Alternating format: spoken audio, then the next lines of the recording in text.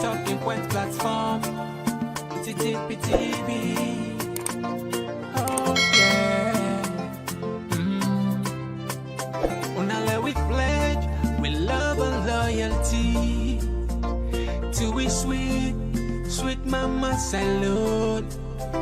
Now we all come together as one. For tomorrow, now we go make salute.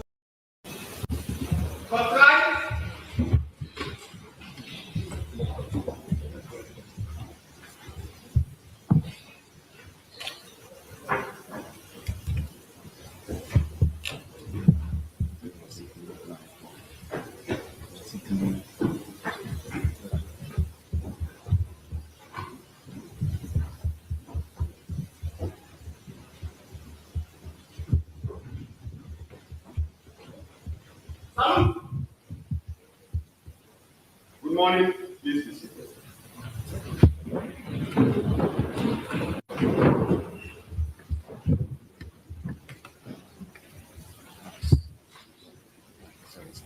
Yes.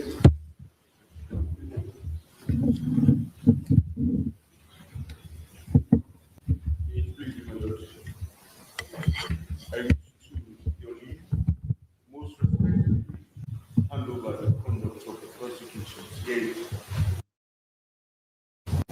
to JDKCC.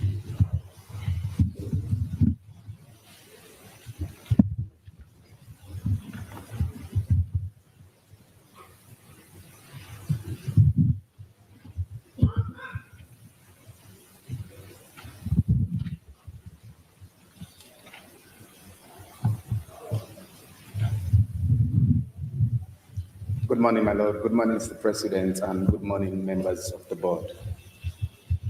My Lord, Mr. President, and members of the board, the prosecution will at this stage conduct their closing address.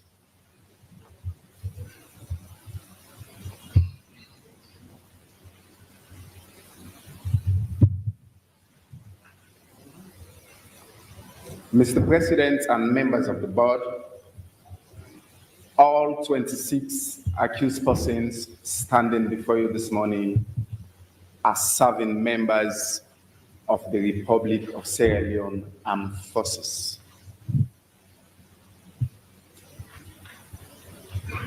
And we are here this morning, Mr. President and members of the board, to remind you of their participation in the incidents leading up to the 26th November 2023 and the unfortunate activities culminating from their participation of those incidents leading up to November 26, 2023.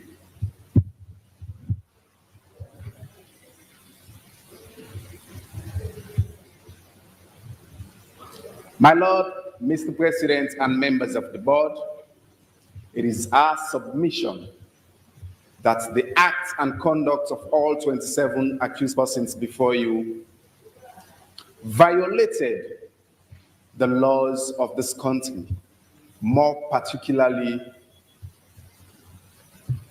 as provided in the acts creating the Republic of Sierra Leone Armed Forces, consisting of the guiding principles as to how a military personnel trained and enlisted should and must carry himself. My Lord, Mr. President, and members of the board, you could recall that the states in January preferred charges against 27 serving members of the Republic of Sierra Leone Armed Forces.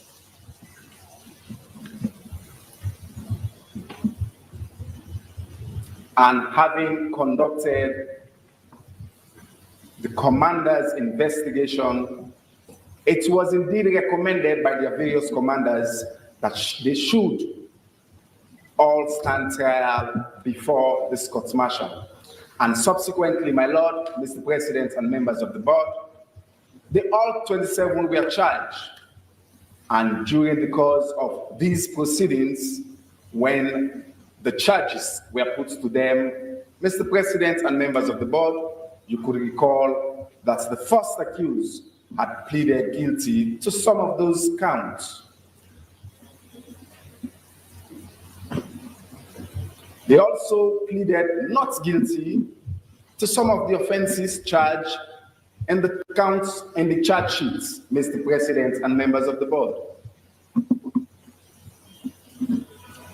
It was based on his guilty plea that the states graciously decided to drop the remaining counts, and this court-martial convicted that first accused, and he was accordingly sentenced.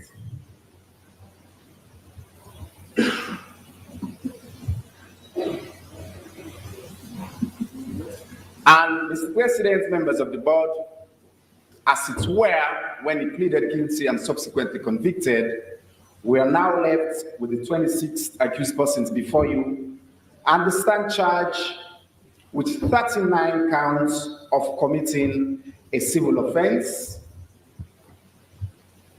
7 counts of mutiny, 7 counts of aiding the enemy,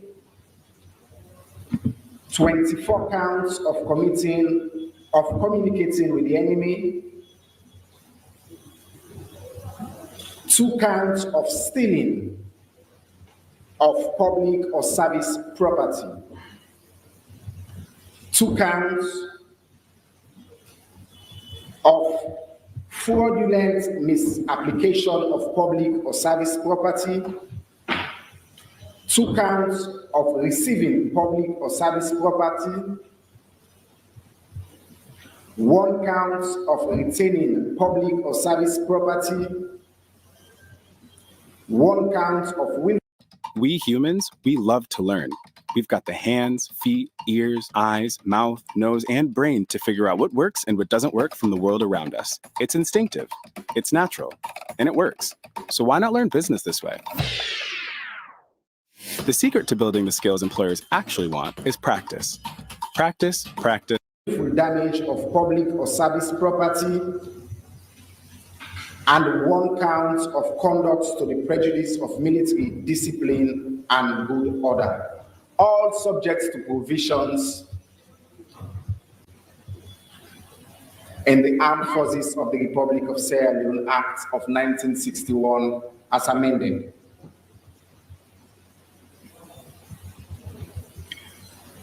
Mr. President and members of the board,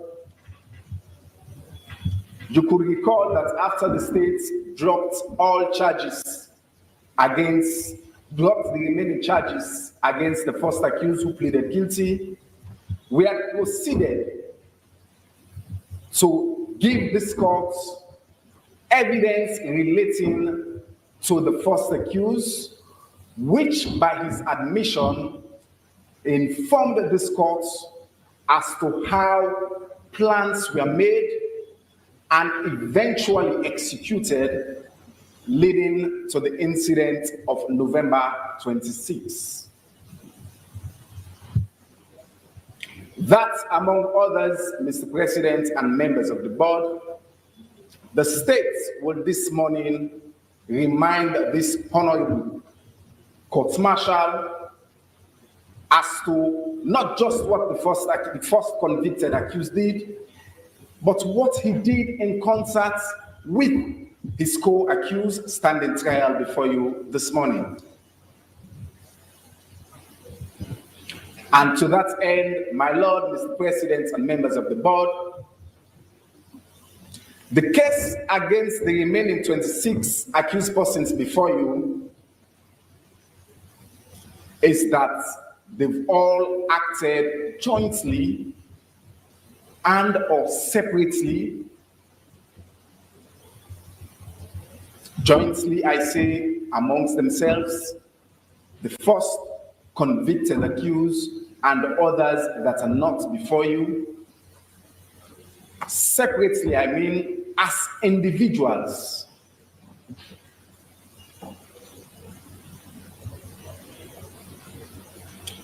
to engage in the acts alleged by the states against them,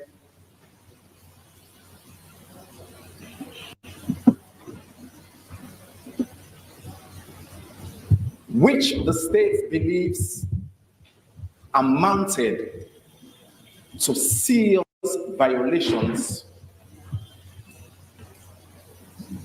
of their guiding principles.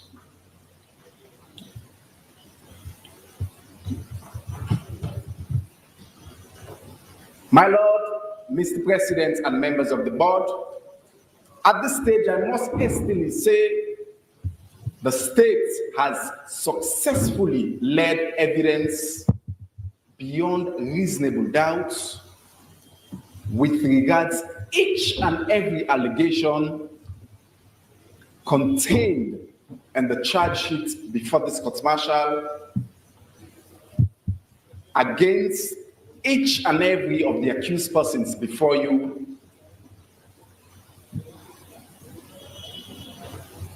to warrant the convictions.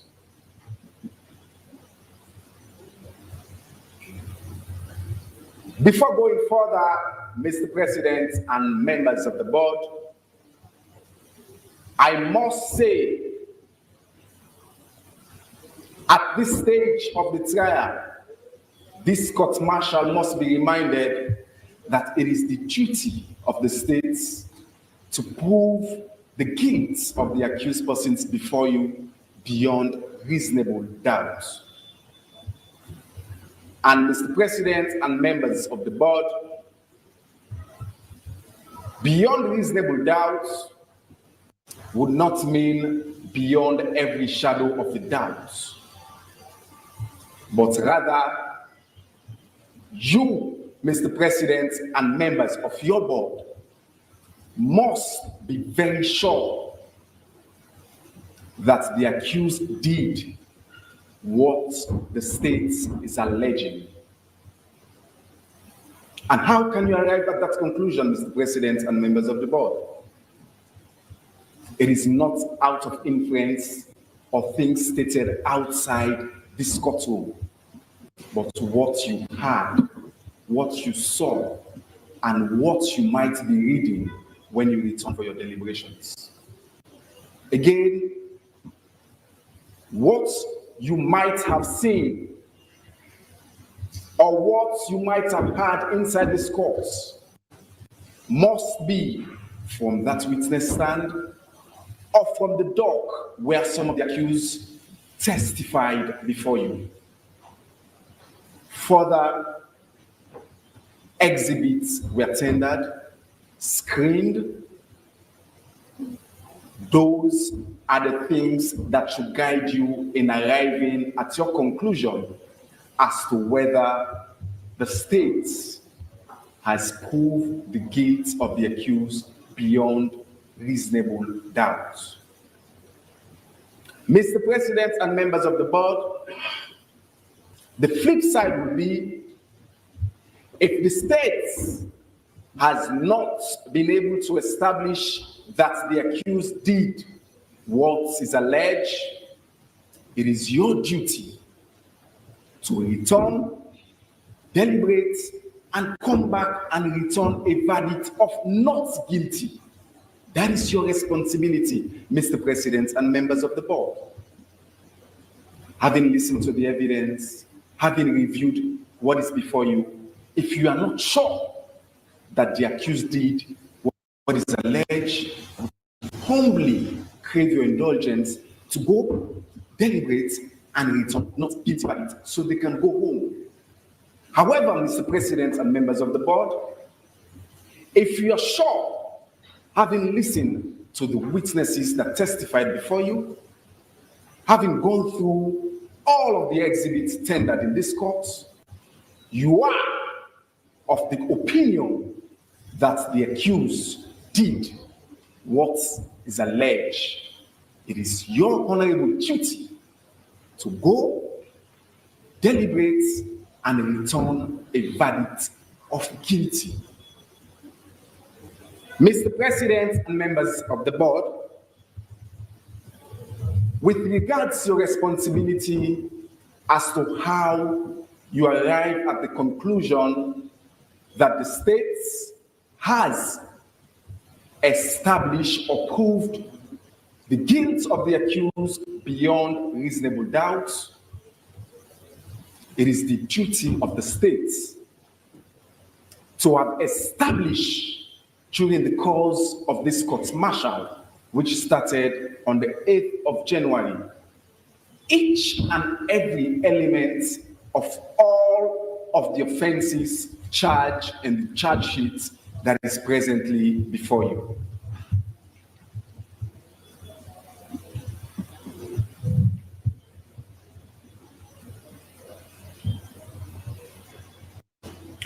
Mr. President and members of the board.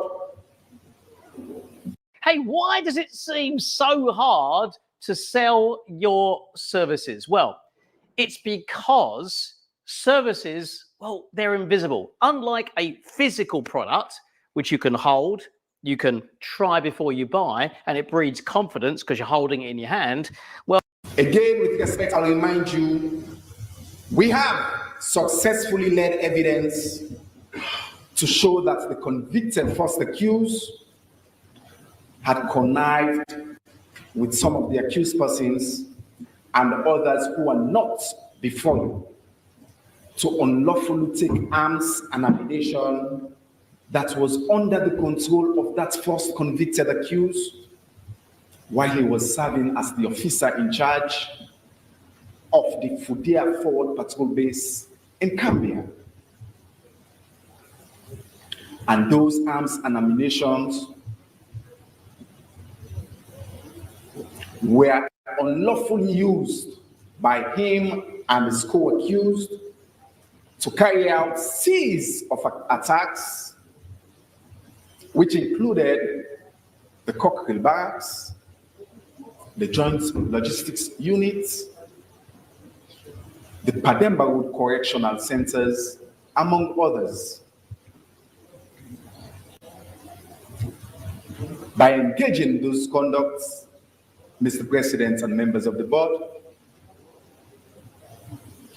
military personnel were killed, police officers were killed, civilians were brutally killed.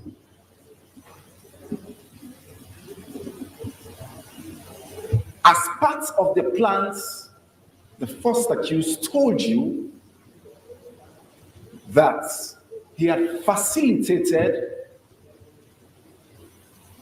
the movement of some of the accused persons and others that are not before you to a village to visit a herbalist, where they were given charms, believing they will be immune from gunshots.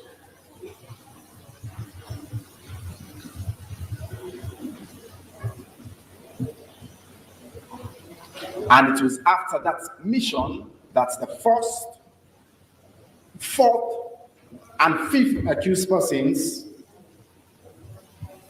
later devised the plans as to how they can get arms and ammunition that were under the control of the convicted first accused, come down to Freetown, where some of the other co-accused were already waiting to execute the plans of the late night of 25th and early hours of 26th November 2023.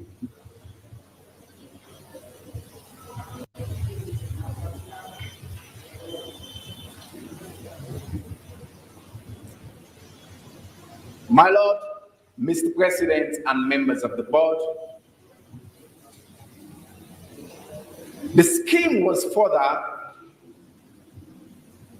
having the 21st accused traveling from McKinney to Freetown, where he served in the military parlance in the position called Reki.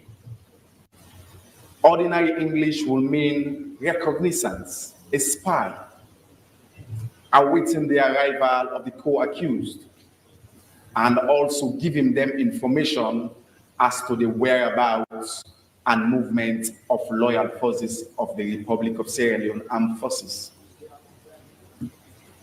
Mr. President and members of the board, that scheme graduated into running to Wilberforce Barracks, not to stay in the billets, but to launch an attack on the arms store located at the Wilberforce Barracks, where the 17th accused person was the commander.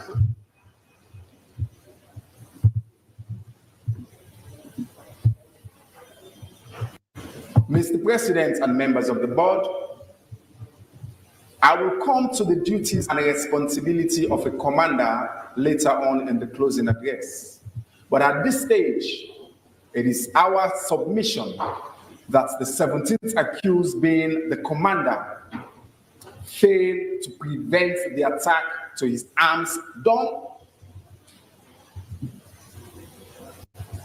And in the midst of such failure, even if he were to tactically deny his responsibility, he failed to suppress the attack or to repel the enemies who had broken into a sacred building of the Republic of Sierra Leone Armed Forces.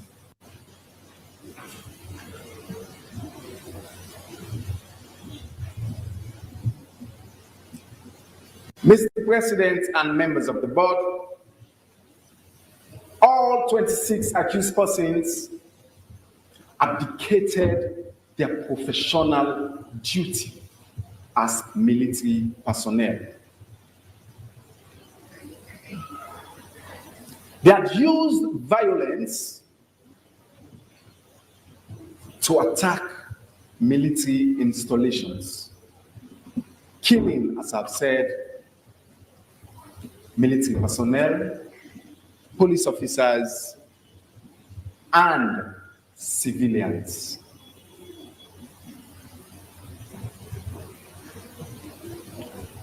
They systematically grew in number, Mr. President and members of the board, but they eventually met their match by loyal forces of the Republic of Sierra Leone Armed Forces. They were eventually repelled. Some of the accused persons, knowing that they have embarked on a failed coup mission, decided to return back to their various bases.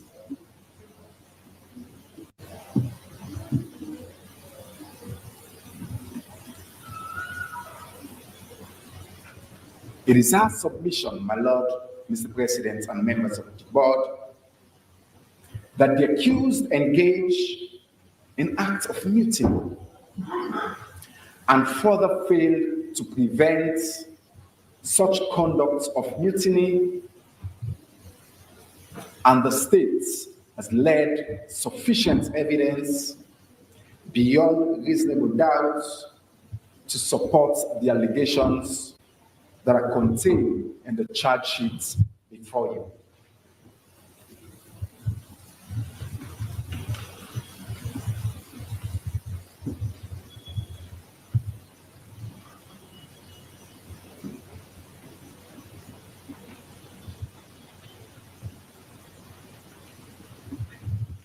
My Lord, Mr. President, and members of the board, will now turn to the charges against the accused persons. And I'll start with the offense of committing a civil offense as provided for in section 72, subsection 1 of the Armed Forces of the Republic of Sierra Leone Act of 1961 as amended.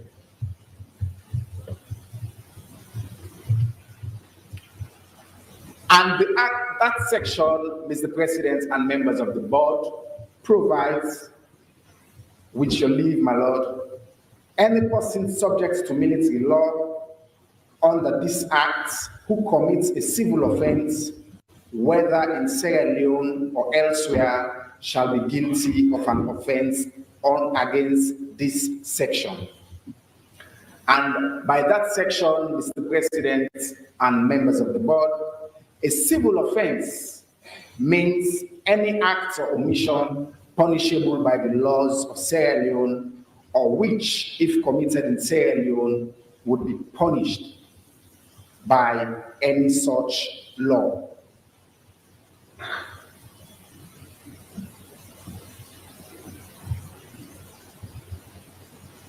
With respect to the charge in that particular offense of committing a civil wrong, the state has charged the accused with the offense of conspiracy. And Mr. President and members of the board,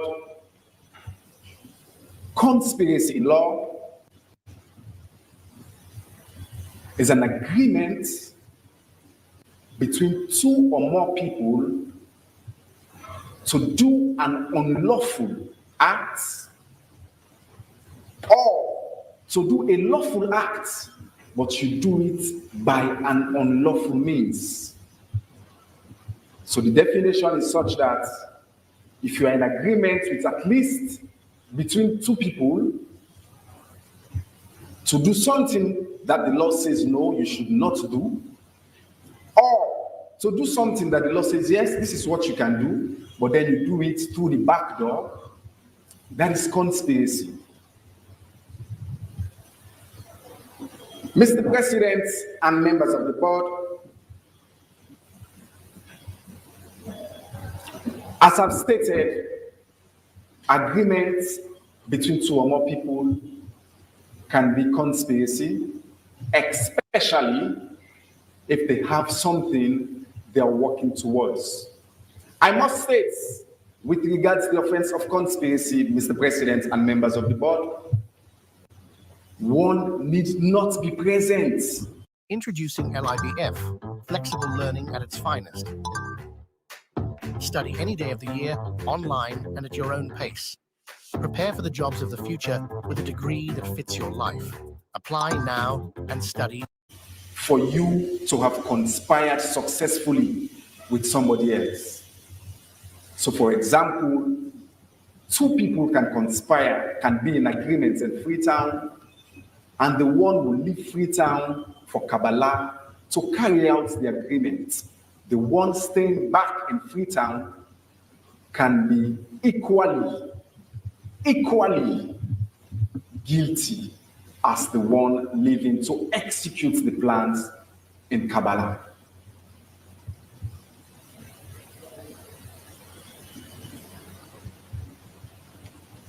Again, Mr. President and members of the board, we must submit that for an offense of conspiracy to hold, the states must prove that the parties to that agreement did something in furtherance of the agreement. And how that can be established, the mere agreement is in itself an offense. So you need not take step to actualize the agreement, but by agreeing, you are in fact guilty of the offense of conspiracy.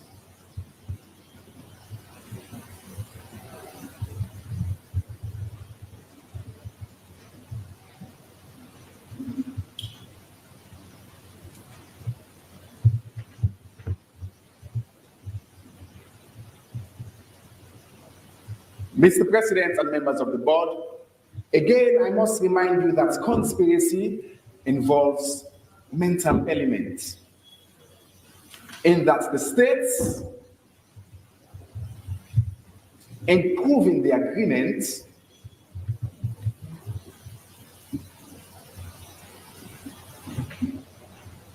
which can be signified by your conduct, by communication, by sending messages,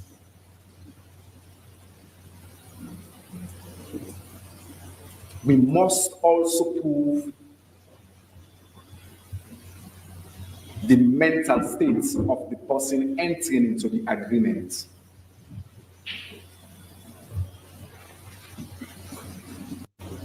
And that is the intention to carry out, firstly, either the unlawful acts or to carry out a lawful act by unlawful means.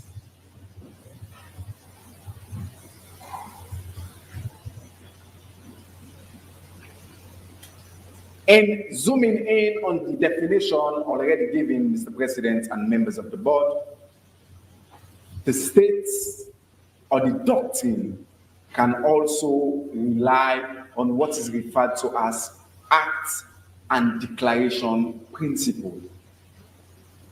The definition has stated an agreement between at least two or more people. If one comes up and says, I agreed with my colleague to steal, that is the doctrine of act and declaration. They were both in agreement, and one person is now saying, we agreed to go and steal. With that principle, Mr. President and members of the board, coming from one of the conspirators, a court can convict for the offense of conspiracy. If the court believes the declaration of that particular conspirators.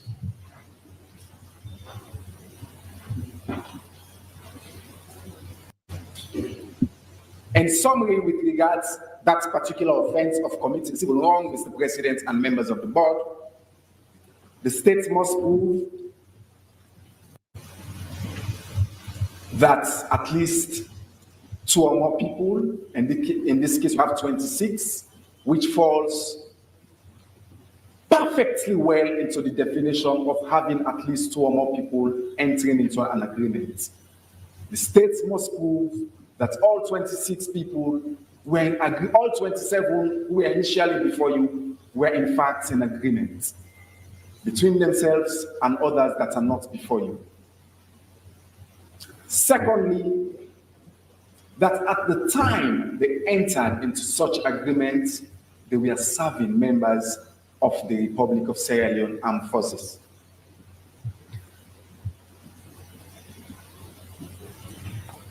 And based on the definition given and the criteria set out in section 72,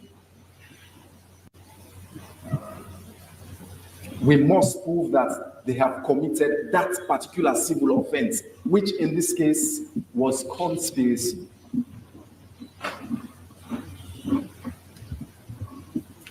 Secondly, my Lord, Mr. President and members of the board, the state has charged the accused persons with the offense of mutiny.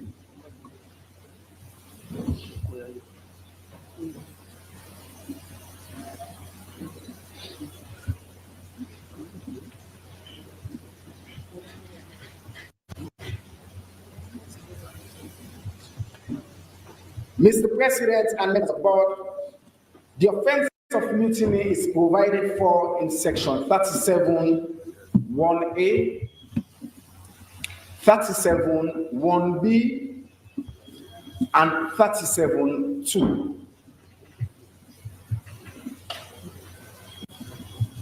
And again, Mr. President and members of the board, to remind you of that provision, which you leave, my Lord, any person subject to military law under this act who takes part in a mutiny involving the use of violence or the threats of the use of violence, or having as its object or one of its objects the refusal or avoidance of any duty of service against or in connection with operations against the enemy, or the impeding of the performance of any such duty or service. And B, Mr. President, any person subject to military law under this act who incites any person subject to service law to take part in such a mutiny, whether actual or intended, shall, on conviction by court-martial, be liable. And 2, any person subject to military law under this act who, in a case not falling within subsection 1, takes part in a mutiny or incites any person subject to service law to take part in such a mutiny, whether actual or intended, shall, on conviction by a court-martial, be also liable.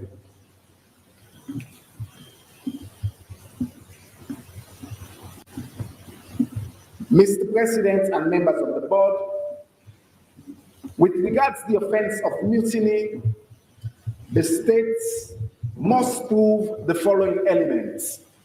Firstly, the states must prove that a person charged with the offense of mutiny is subject to service law. And by service law, we mean he is a serving member of the Republic of Sierra Leone Armed Forces. The states must further prove that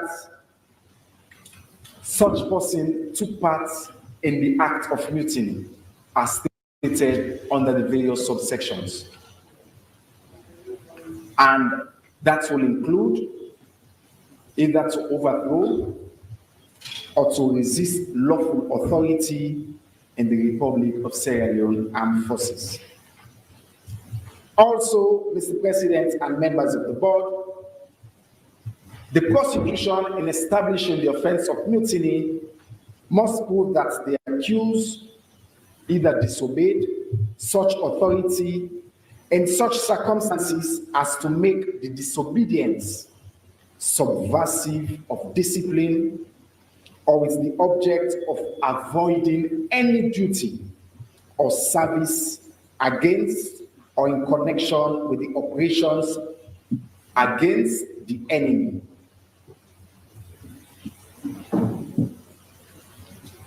The prosecution, again, can prove, based on the section charge, that the accused impeded the performance of any duty or service in the armed forces of the Republic of Sierra Leone,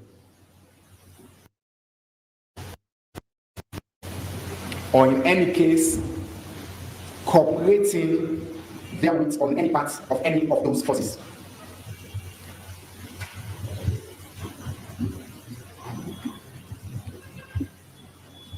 And finally, under mutiny, Mr. President and members of the board, the prosecution must prove that the accused has as an object the refusal or avoidance of any duty of service against or in connection with operations against the enemy, or the impeding of performance of any such duty or service.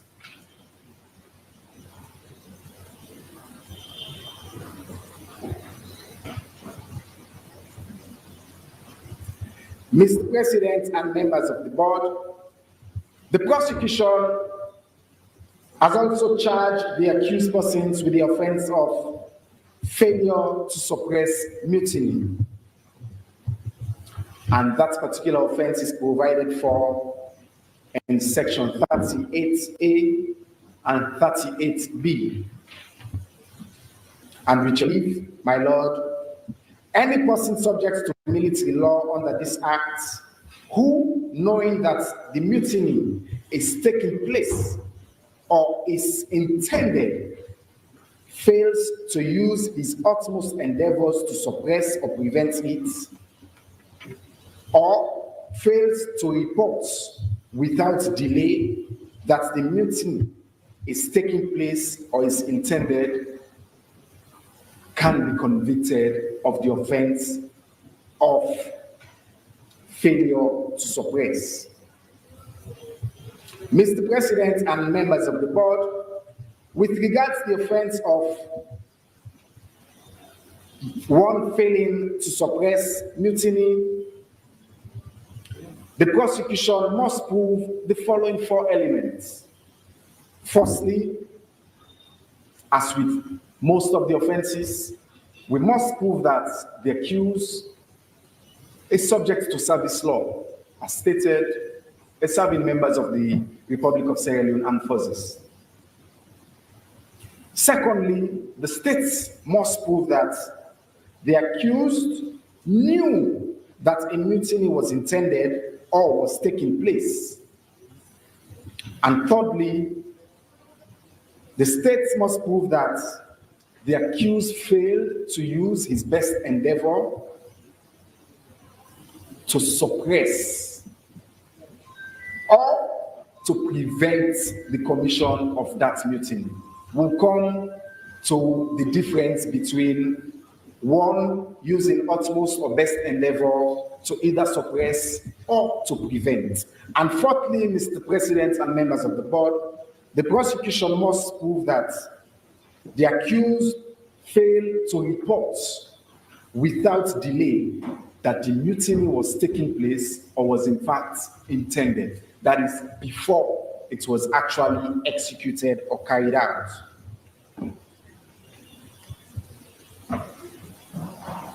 Mr. President and members of the board, the state has also charged the accused persons with the offense of aiding the enemy. And that is provided for in section 30, subsection 1A and B. And with your leave, my lord, any person subject to military law under this act who with intent to assist the enemy abandons or deliver up any place or post which it is his duty to defend, or induces any person to abandon or deliver up any place or post which it is that person's duty to defend. B, does any act calculated to imperil the success of operations of the armed forces of the Republic of Sierra Leone, of any forces cooperating therewith, or of any parts of any of those forces. Or C, furnishes the enemy with arms or ammunition or with supplies of any description. Mr. President and members of the board, with regards the offense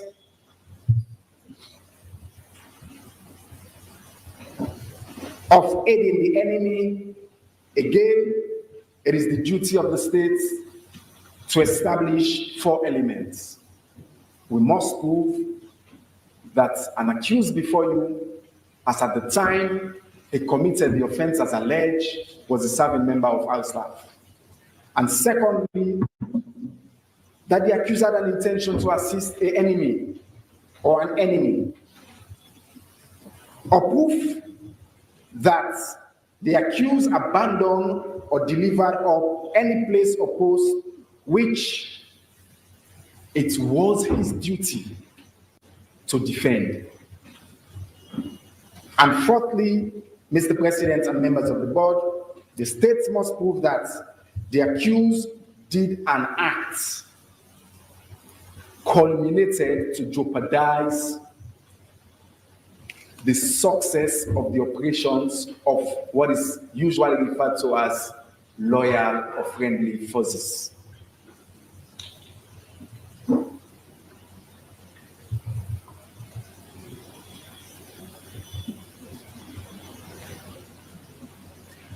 Mr. President and members of the board, the offense of aiding the enemy also will require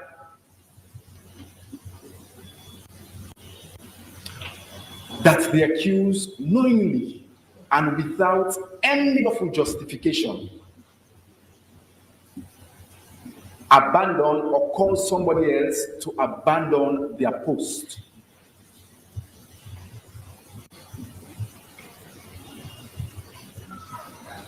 We have also charged the offense of communicating with the enemy. And Mr. President and members of the board, the offense of communicating with the enemy is provided for in section 31, subsection 1, and subsection 2. With your leave, my Lord, Mr. President and members of the board, any person subject to military law under this act who with intent to assist the enemy communicates with or gives intelligence to the enemy shall, on conviction by court-martial, be liable. And 2, Mr. President and members of the board, any person subject to military law under this act who, without authority, communicates with or gives intelligence to the enemy shall be guilty of this. Wow, I just built the most amazing workflow on Monday.com. You build your own workflow? Why? There are offense of communicating with the enemy. And Mr. President and members of the board, again, I must remind you that the prosecution has the duty, if we are to succeed to successfully prosecute for the offense of communicating with the enemy, to establish the accused is a serving member of ISLAF, and 2, there must be evidence that the accused had an intention to assist the enemy, and thirdly, the prosecution must prove that that accused actually communicated with the enemy. Mr. President and members of the board, communication is a very broad term. We'll come to the nitty-gritties of what will amount to communication under the act that all 26 accused were covered at the time they committed the offenses as alleged. Before going to those nitty-gritties, at this stage, I will remind Mr. President and members of the board that communication will include oral, and that can be verbal or written.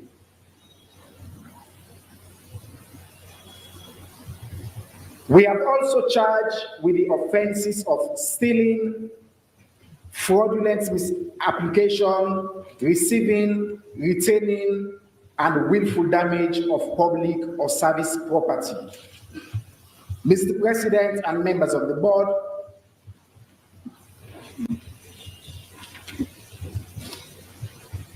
the offenses of stealing, fraudulent misapplication, receiving and retaining, or willful damage of service property are all contained under section 49A, B, or C.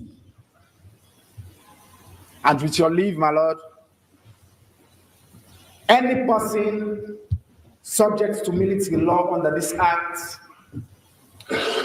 who steals or fraudulently misapplies any public or service property, or is concerned in or connives at the stealing or fraudulent misapplication of any public or service property, or B, receives or retains any public or service property, knowing or having reason to believe it to have been stolen or to have been fraudulently misapplied, or C, willfully damages or is concerned in the willful damage of such public or service property, commits an offense. Now, Mr. President and members of the board, with regards to those various modes of liabilities, the prosecution to successfully prosecute any of those offenses in section 49 must prove the following element. Firstly, with all offenses under the act, we must prove that an accused is a serving member. Secondly, we must prove that the accused stole public or service property.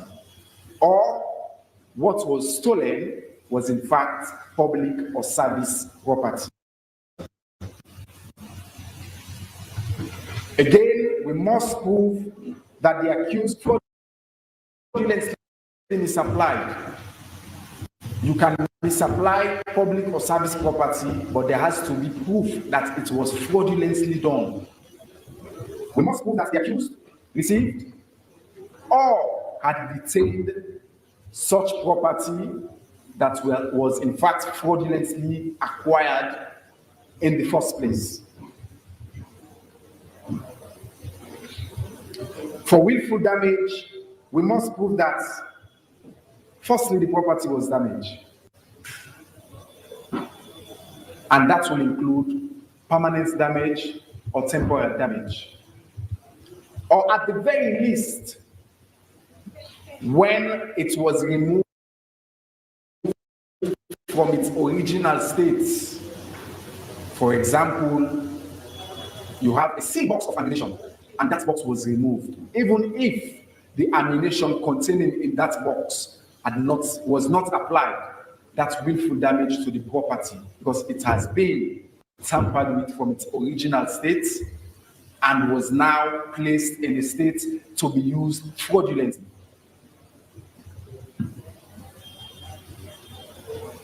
And finally, the offense of, we've charged with the offense of conduct to the prejudice of military discipline. And Mr. President and members of the board,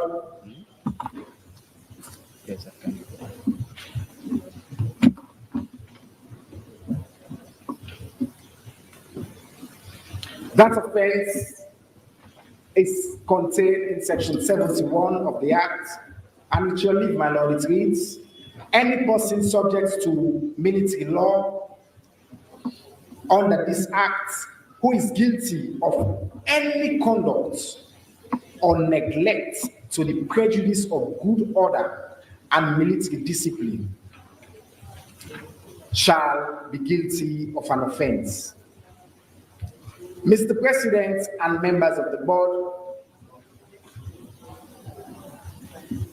even though this offense is usually deemed within ISLAP as family murder, catch all, leave none, the state is still under the obligation to prove certain elements to succeed in establishing the family murder offense. Mr. President and members of the board, we must prove that the accused charged with conduct prejudicial is a serving personnel. We must prove that the conduct of the accused is in fact prejudicial to good order or military discipline. And how can that be established? We must show that military discipline, good order, have been negatively affected. Negatively. So, a serving personnel engaging in an act that will bring AXLAF into disrepute will amount to conduct that is prejudicial to his good order or discipline.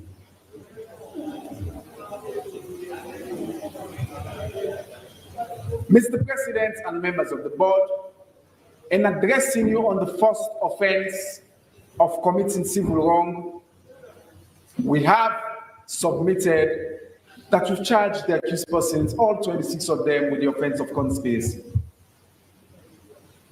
And that particular section, section 72, which I earlier on submitted, provides for the states to charge any other offense that is punishable by any other law, or that is deemed to be wrongdoing within Sierra Leone. In that vein, Mr. President and members of the board, the state charged the accused persons with the offense of murder, and stating what transpired leading to the incident of November 26, we have suggested that civilians were brutally murdered, military personnel were killed, police officers, correctional officers were all killed on the 26th of November 2023. And Mr. President and members of the board, was there any reason for those people to have lost their lives on the 26th? We do not consider those actions to be the divine will of God. We consider those actions to be the brutal and irresponsible acts of military personnel who were trained to defend their fellow personnel, to defend those police officers, to defend the correctional officers, and again, to defend an armless civilian. Mr. President and members of the board, unfortunately, that was not the case on the 26th. Regrettably, those who meant to have protected them turned their guns against them. They shot them in the head. They shot some in the stomach. They shot some from the body back. They blasted RPG on one of them. All right then, John, so tell me, how's your business been this week? Honestly, it's not going good. I've been trying to grow my coaching and training business now for literally years, and nothing's working. I'm trying everything. I'm producing. Resulting in even the pathologist to be able to reconfigure that individual for proper burial. Mr. President and members of the board, murder in law is defined as when a person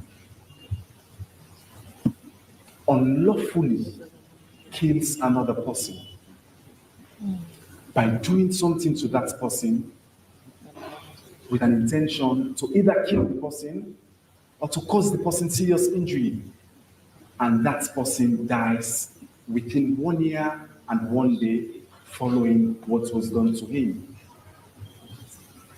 Mr. President and members of the board, death, of course, can occur through various means: poisoning someone, stabbing someone, strangulating someone, shooting at someone, or blasting RPG at someone. And it is not because RPG bomb was blasted on someone a court can convict for murder. The prosecution must prove that the person killed or the act leading to the death of that person was done unlawfully. We must prove what the accused did. We must prove that the accused participated, or what the accused did killed that person. We must prove that the accused had an intention either to have killed the person or to have caused that person serious injury. And we must prove that what the accused did led to the death of that person within 1 year and 1 day. This is very key, Mr. President and members of the board. If the evidence before you is that somebody was shot on the 1st of January 2023 and the person died on the 10th of March 2024, that is more than 365 days. You don't convict for murder. If, however, the person died between 1st January and 31st December, that is an offense of murder, which you can consider. Also, Mr. President and members of the board, with regards to the offense of murder, the state needs not prove who actually fired the shots that killed someone.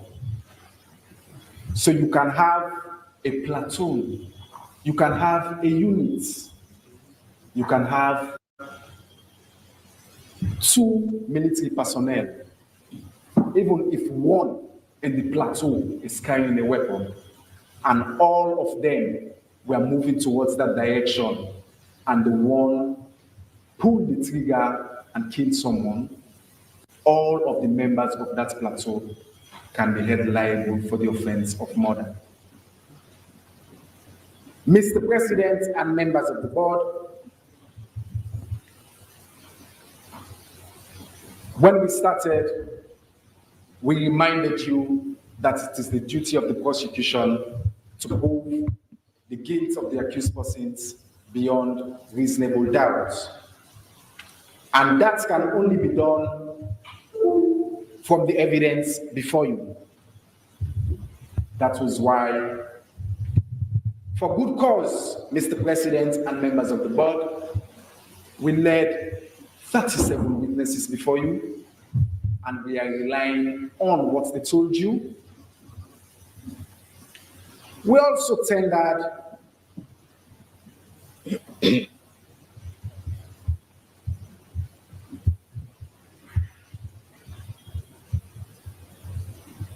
(188) exhibits. There were reasons for all of those, Mr. President and members of the board. Each of the exhibits tendered were tendered to establish a particular cause, which we'll show you in due course. Mr. President and members of the board, interestingly, some of the accused took the stand and testified on oath. Some called witnesses, and they also tendered exhibits, whilst others said, all right, we are going to rely on what the prosecution submitted. Others testified without taking the oath. They wanted to give their own explanation. And we'll come to show you by their own admission what they did between the period charge and the charge sheet before you.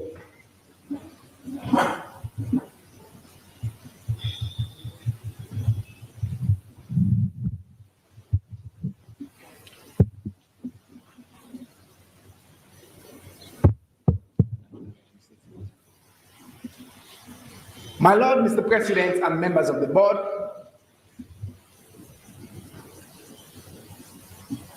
the first accused was jointly charged with all 26 accused persons. That particular charge was read.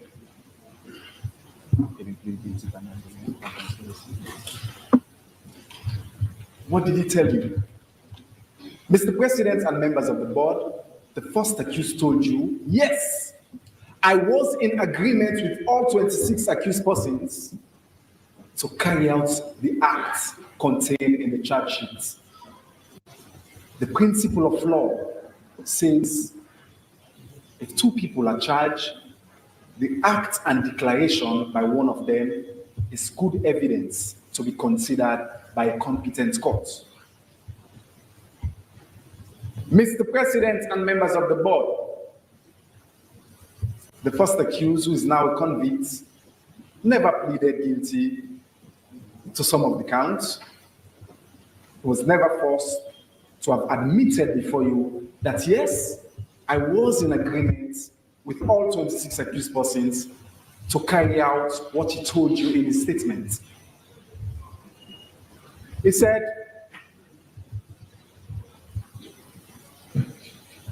all 26 accused persons knew of the plan for all 27 of them and others not before you to have committed mutiny. They knew the nature of the mutiny. Strangely, and for good cause, he told you, no, I did not kill anyone. He told you, I communicated with the enemy. He told you, as a military personnel, I'm sorry I failed to suppress this particular mutiny. He told you as a military personnel, I did not act right. What I did was prejudicial to my good conduct as a military personnel. Mr. President and members of the board, this court-martial had additional responsibility to have refused the plea of the first convict, wanting to tell you that, yes, this is what I did. Having interrogated him, the court-martial came to the conclusion that we'll accept what you're saying. And it was accepted. Even though the states dropped some of the charges for which he pleaded not guilty, that act by dropping those charges had nothing to do with the other accused persons. For two reasons. Mr. President and members of the board, as the seats before you, they are all being tried jointly, but we have the duty to prove their guilt separately, except for the charge of conspiracy. Now, when there's a charge of conspiracy, Mr. President and members of the board, the courts can listen to each and every one of the conspirators as to what they can say against one another. In the absence of conspiracy, the co-accused cannot say anything about another co-accused. The court should not listen. But the law is, if they are charged with the offense of conspiracy, you must listen to what one is saying against the other. For good reason, Mr. President and members of the board. As stated, the offense of conspiracy is such that we are alleging that all 26 were in agreement to do something. And if one person of that agreement is saying, I did A, and the second accused or third accused did B, you must listen to them because that is the allegation that they all were in agreement. And Mr. President and members of the jury, in establishing the count, the first count in the charge sheet, the offense of committing a civil wrong,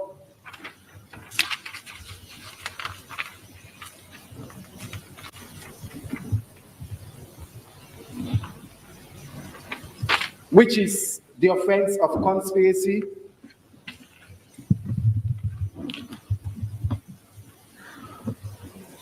the prosecution, I first of all submit that we've led sufficient evidence against all 26 accused to show that they're in agreement to carry out on. From brief to build. Discover dozens of AI tools on Wix Studio. The lawful acts, or to carry out lawful acts that is incorrect, but then they did it in the wrong way. I will first of all refer Mr. President and members of the board. Yes, so the statements of the first convict.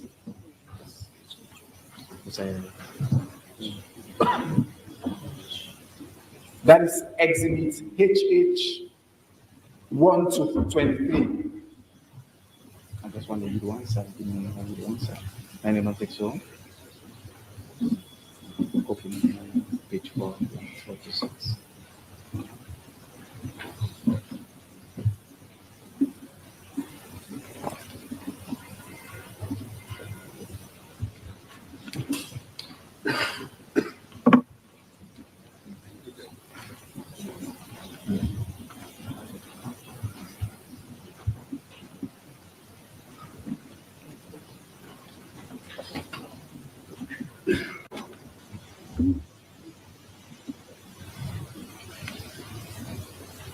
Mr. President and members of the board, in exhibit HH 1-23, particularly at page 3, Alaji, the first accused, told you, with your leave, my lord,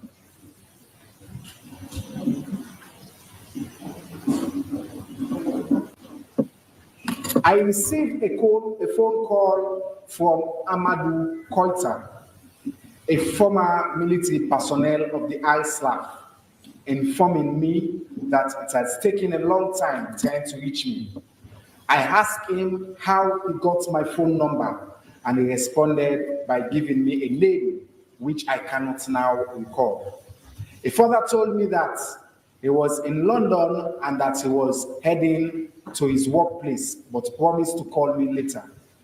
2 months later, I received another phone call from Koita, and at this time, he asked me about my present deployment, which I responded as at Bamoluma in Cambia, as that was my present deployment at that time. He then asked me for my Orange Money number, as he was intending to send some money for me, and that I provided my Orange Money number. Later on in the day, I received the sum of 1 million leones on my Orange Money number.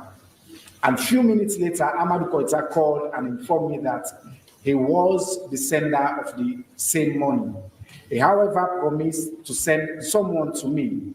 Within the same period, I received a phone call from one Sergeant Kamara alias American. Now, Mr. President and members of the board, you will agree that we have series of Sergeant Kamara within the ISLAF, knowing that Kamara family is very large. Mr. President and members of the board, the first accused was very emphatic in distinguishing the Kamara to you. He told you the Kamara was Sergeant Kamara with an ISLAF number that matches the American that stands before you this morning. And it was that accused person, Mr. President and members of the board, the second accused, who is attached to the 5 Battalion Wilberforce. He's not just there, he's attached to the arms dome, the arms and ammunition store. They contacted him, and this is what he told you, Mr. President and members of the board. Whilst on the phone, Sergeant Kamara asked me whether I know Amadou Koita, when I responded by saying yes. Sergeant Kamara further told me that Amadou Koita wanted to confirm whether he knows me. It took some time without having conversation with Amadou Koita, but however, Sergeant Kamara alias American was calling me, and in the same instance raised concern that Amadou Koita was not picking his calls, for which I told him that it may have been as a result of his work schedule. Whilst at the FPB, I received a phone call from Sergeant Kamara alias American, informing me that Amadou Koita was going to send money into my Orange Money. Now, Mr. President and members of the board, that information from the first convicts, insofar as the second accused was confirmed, the second bit was not just an ordinary gesture. The first accused in this statement further informed you that in fact he received that additional funds. He had coordinated with others for them also to be receiving additional funds, and that he puts together a team to visit one Passise. Certainly, I'm not from that offspring. Mr. President and members of the board, the first accused told you they visited Passise for a specific reason.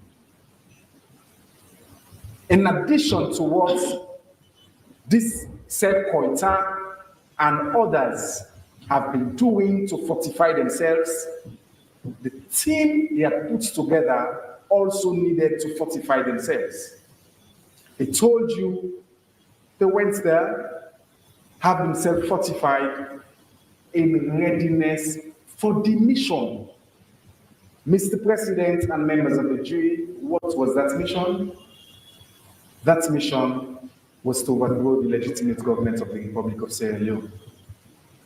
That mission was for them to abdicate their duty as military personnel. That mission was for them to be in communication with enemy. That mission was for them to refuse to repel any form of an attack. That mission was for them to conduct themselves in a way that will bring the Al-Staff into disrepute. That mission was for them to brush anything in their way, which would mean if they were to kill everyone in Sierra Leone, they would have killed everyone in Sierra Leone. That was the mission they embarked on when they returned from that particular event. Mr. President and members of the board,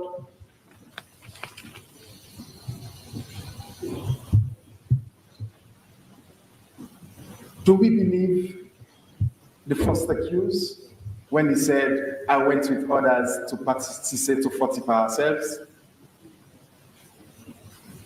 Yes, the court can rely on his admission based on the Acts and Declaration principle because they've connived together, they were in agreement. We went further, Mr. President and members of the board. We presented Exhibit Abu.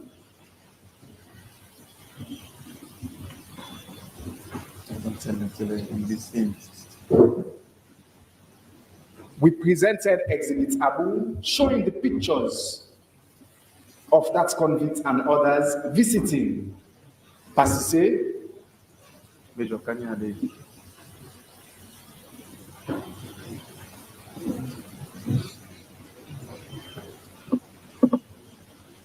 And Mr. President and members of the board, unlike what we are told by one of the accused persons, that he went there because he had some issues with his wife and needed some form of cleansing. The first accused, who was genuine in his cause to admit it, gave him reason for visiting Pasise. Let somebody go for life now for me.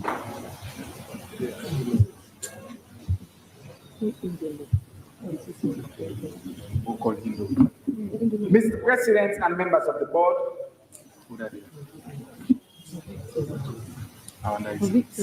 which one we get the picture? Order.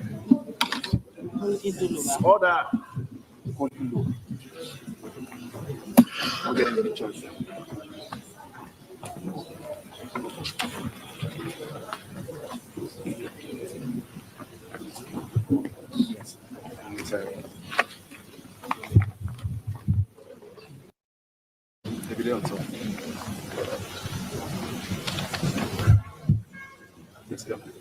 This? No.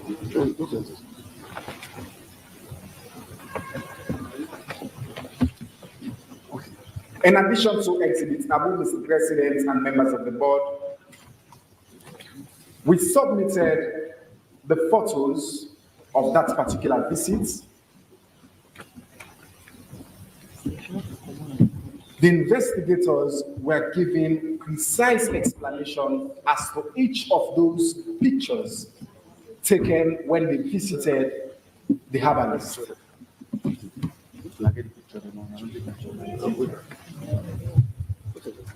And Mr. President and members of the board, Staff Sergeant Alaji explained to us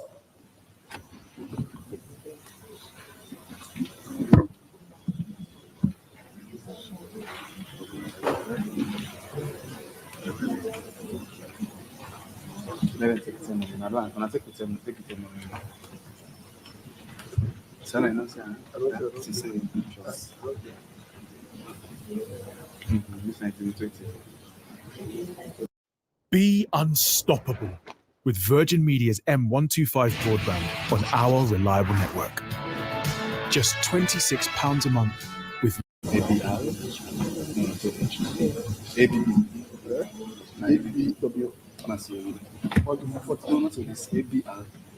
Yes.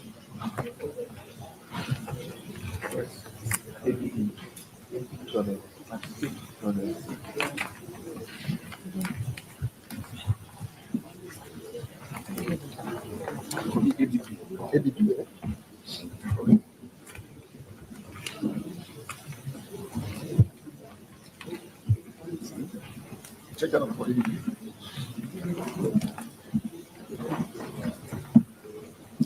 Let go. Come.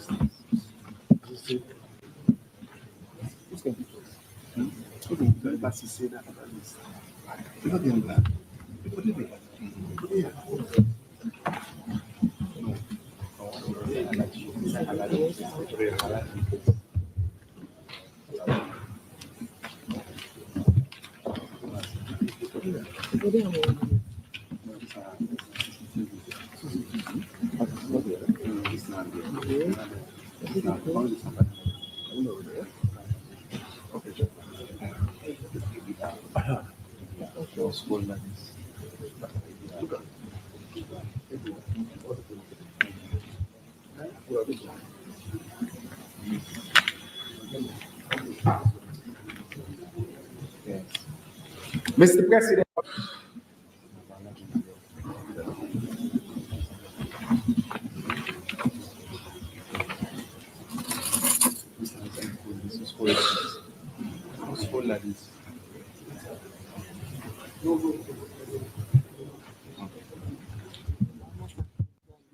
Mr. President and members of the board, from Exhibit Abu and Exhibit ABR 1-22, you could recall were extracted from the mobile phone of the sixth accused, who are giving an explanation as to what they were doing. Was that explanation coming up from the air? No. The first accused convict also told you in his statement confirming what the sixth accused had told investigators with regards to their movements.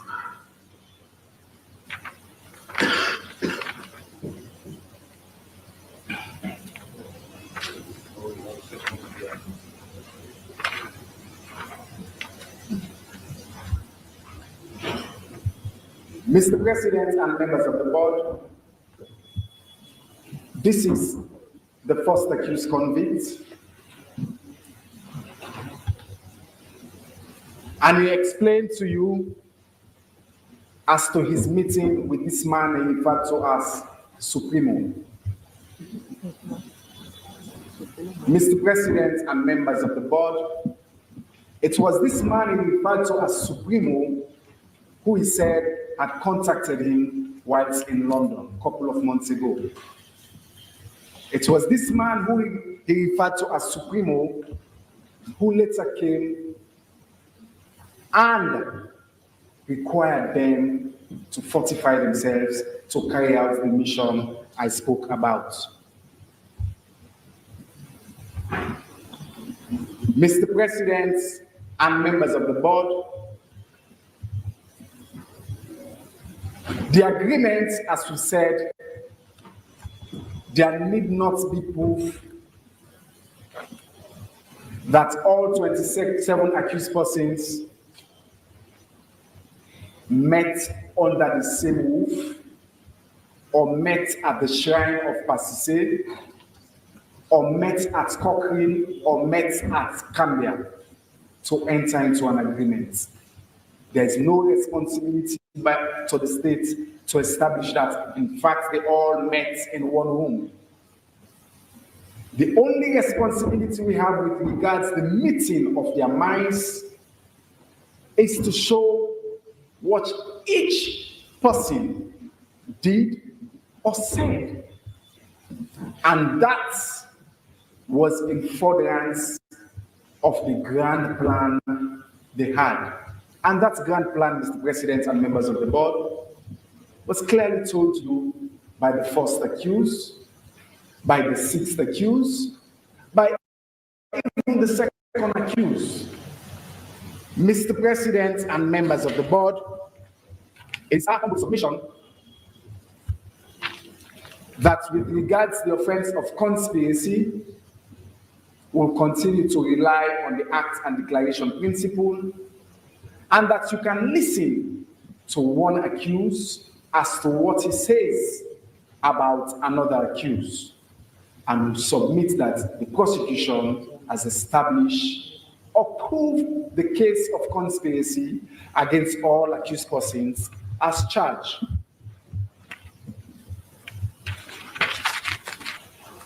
Mr. President and members of the board, counts 2, charging a particular form of mutiny. We have already stated the offense of mutiny as contained in the Acts. And Mr. President and members of the board,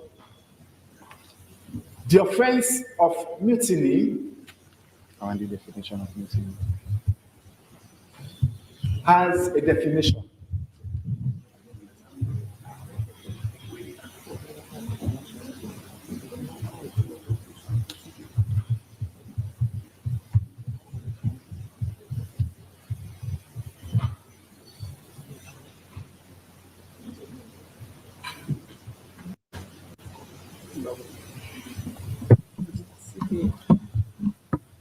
Mr. President and members of the board,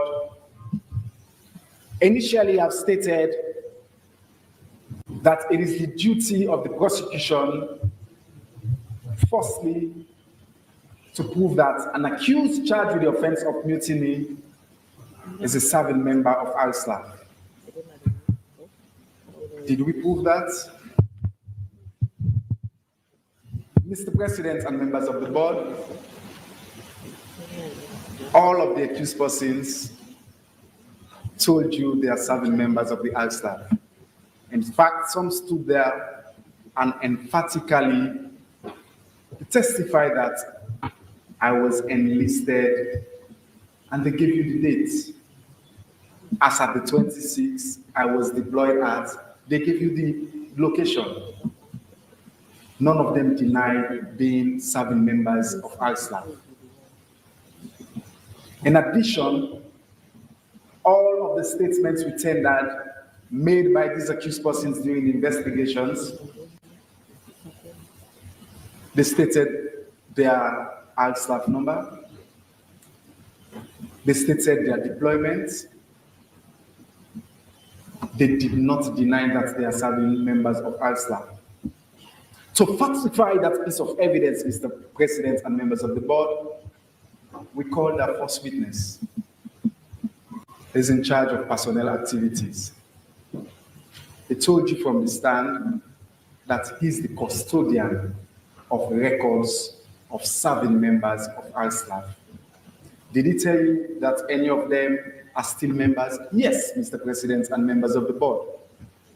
He told you that each of the accused persons were still serving members of the Republic of Sierra Leone Armed Forces. He told you that between 21st to 26th November, they were serving members of ISLAF. That piece of evidence remained uncontroverted. And I will respectfully submit that the prosecution has proved that part of the offense of mutiny. Secondly, Mr. President and members of the board, it was our duty to prove that they took part in a mutiny. Not all for the definition. Sexuality.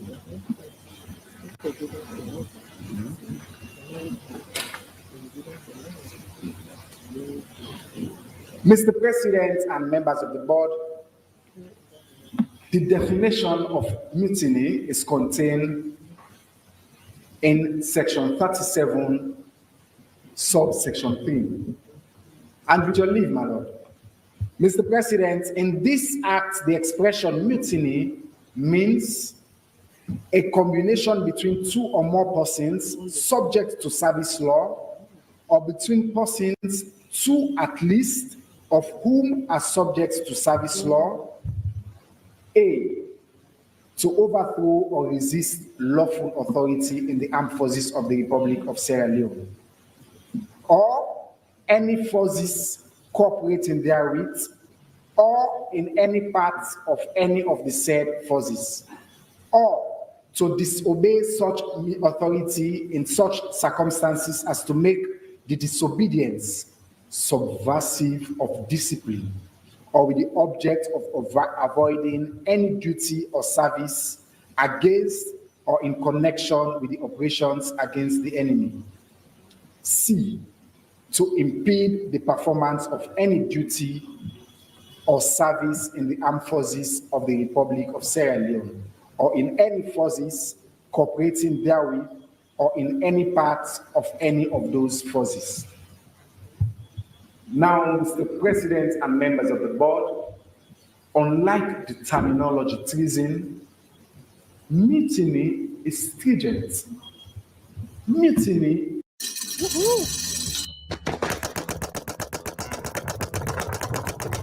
is concise.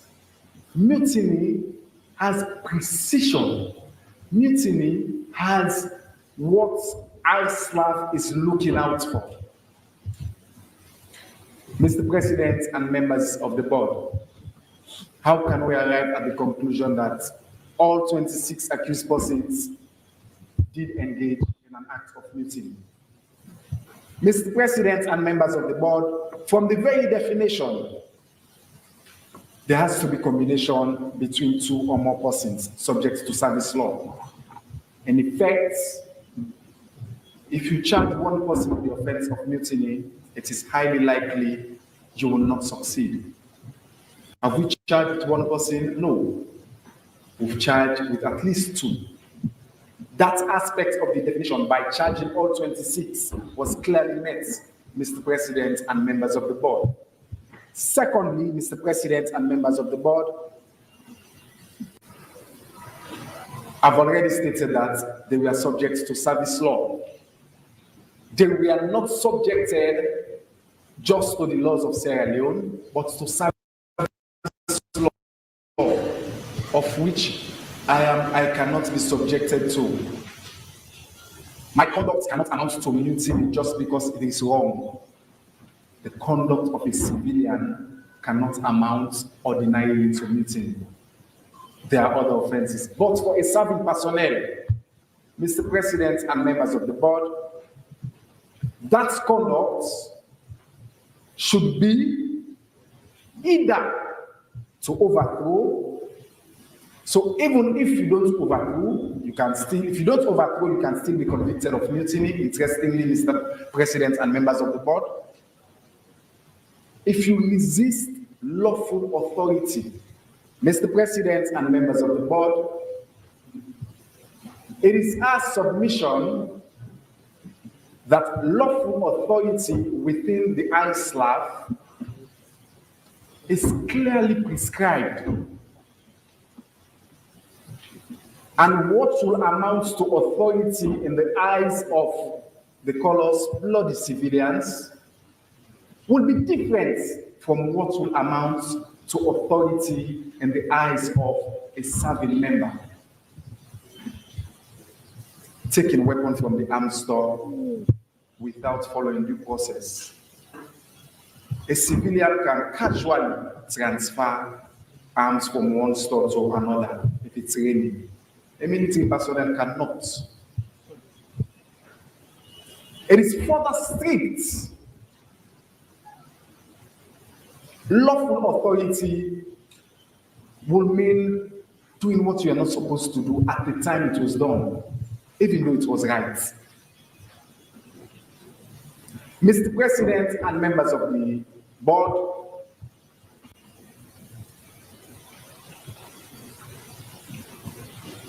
mutiny will also include when disobey such lawful authority in situations or circumstances that will make the disobedience subversive of discipline. Now, Mr. President and members of the board, it is that definition that the states must satisfy. we must show the participation of each and every one of all 26 accused persons that they took part in the mutiny. We charge that they conspired, they're together, they committed mutiny jointly, force element established. We further submit that, what did they do? We must prove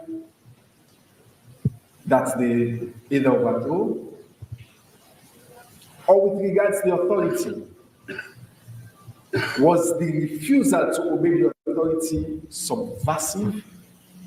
We say yes. And Mr. President and members of the board, we have stated that you should not act outside this court. There has to be evidence of all of the elements. Was there evidence of their participation in mutiny? We say yes. Again, Mr. President and members of the board, let's go to their conduct. I will come back to what the first accused, now convict, told you. But before that, I will look at what he told you and what the 26th accused person charged mutiny also told you or relied on. Mr. President and members of the board, we'll start with the second accused.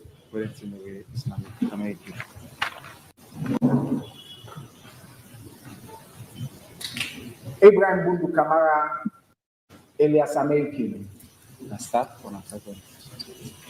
He's a sergeant attached.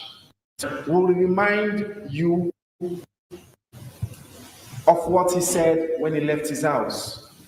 He said, I had gunshots, I had blasts, I left my house, and I went towards the gunshots and where the blasts were coming from.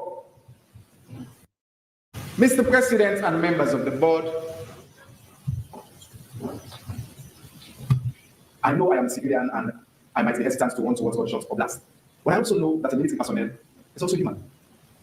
It was the very accused persons, the co-accused, who told you, not Sergeant Kamara this time, that I had gunshots whilst at Cochrane. I took cover from view and from bullets. Even when asked, why didn't you go and check? He said, please, sir, I know they go outside and shoot. I don't know what they did. Mr. President and members of the board, the second accused would want you to believe, as a quartermaster in charge of the arms store, he left his house whilst they were raining bullets, according to the 17th accused. They were shooting. Guns were being fired and bullets were raining as it rains in August.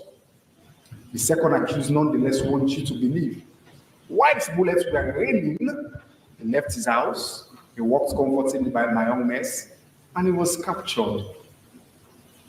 Mr. President and members of the board,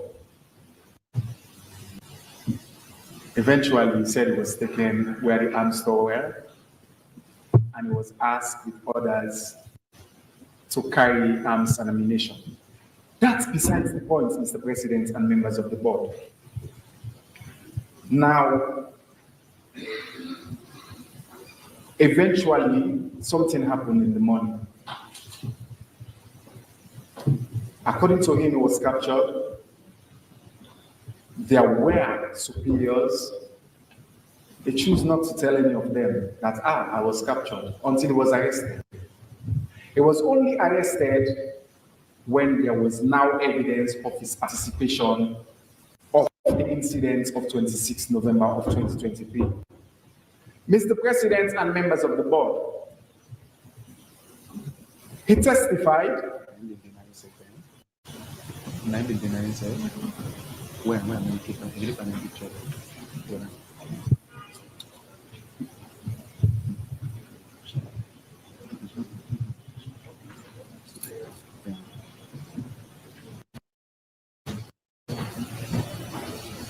No, I want Yes. What he said. I've been using Epidemic Sound as my go-to resource for background music and sound effects for the last 6 years.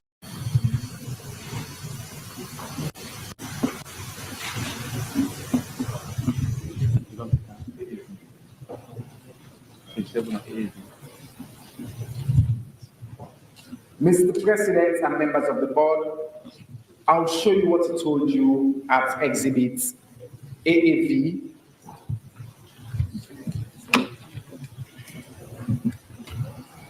(1 to 17). AAV 1 to 17. More particularly,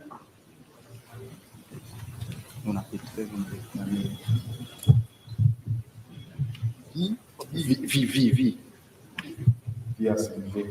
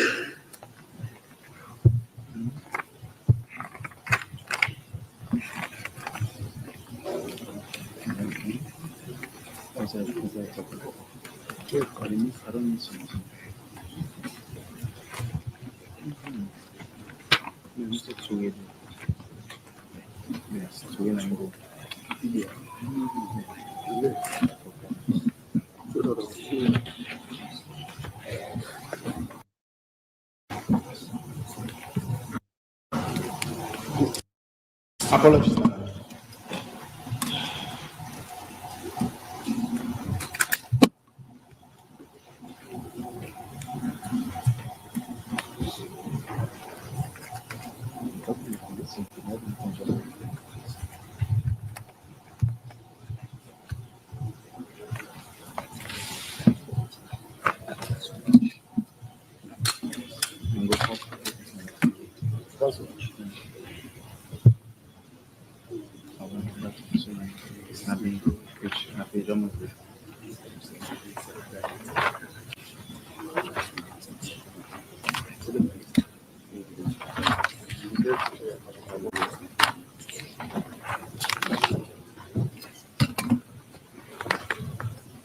Mr. President and members of the board, at page 7, lines 7, this is what he told you when in fact he wanted to strenuously deny. It was not me that called Staff Sergeant Alaji Kouman to inform him about the money, but rather he called me and told me that there was money to be shared for which he requested for my Orange Money number. I provided my Orange Money number given above, and the sum of 1,300,000 olios was sent to my phone by Staff Sergeant Alaji Kouman. Now, Mr. President and members of the board, Staff Sergeant Alaji Kouman explained as to why he shared that money not just among himself and the second accused, but among other people. He told you in his statement that that was money meant for the mission of 26th November 2026. Now, Mr. President and members of the board, The prosecution called a witness. What's now about the name? Barry Chris and